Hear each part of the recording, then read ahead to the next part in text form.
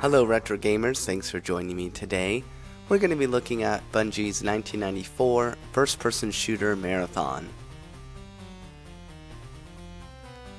Now Marathon was released in December of 1994 exclusively on the Apple Macintosh. In January of 1994, Bungie attended the Macworld Computer Expo to showcase a beta of Marathon Zero, and unfortunately they ran into a huge issue, being that Doom by id Software had just been released about a month prior.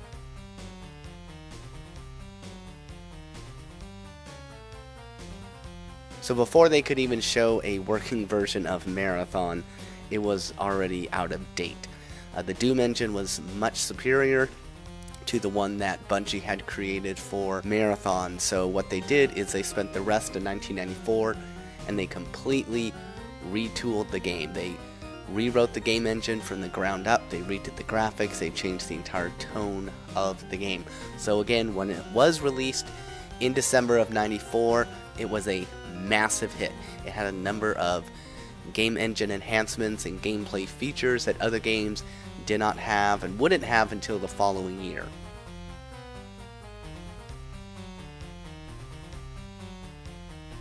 Now Marathon is more than just a Doom clone. As said earlier, they do have a number of gameplay feature enhancements that you wouldn't see until 1995. First and foremost, Marathon had the ability to use the mouse, what's called free look. You can look up and down, you can aim, while you're also using the keyboard to move, and that was a pretty big deal when it came out. Also, you have weapons such as a machine gun that had secondary actions.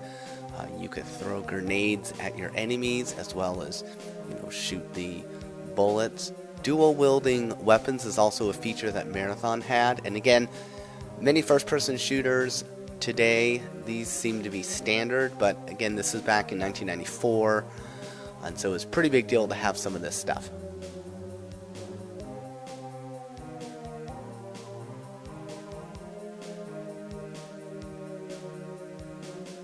The level design for Marathon is very extensive. It's massive, and sometimes it becomes a little tedious and annoying because it honestly feels like a maze game more than a first-person shooter at times, and rightfully so.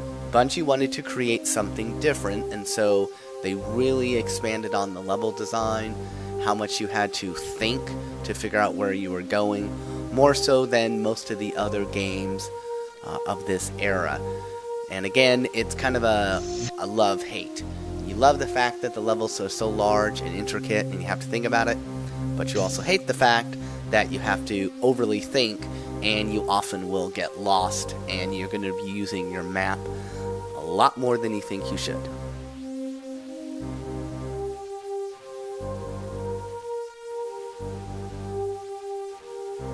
Marathon is a solid entry in the first-person shooter genre. It doesn't get the recognition that it should for being one of the first games to have many of these gameplay features. The graphics still hold up pretty well, but ultimately because it was released only on the Apple Macintosh, the user base was so much smaller, you would be hard-pressed to find someone that actually owned and played this game when it was initially released.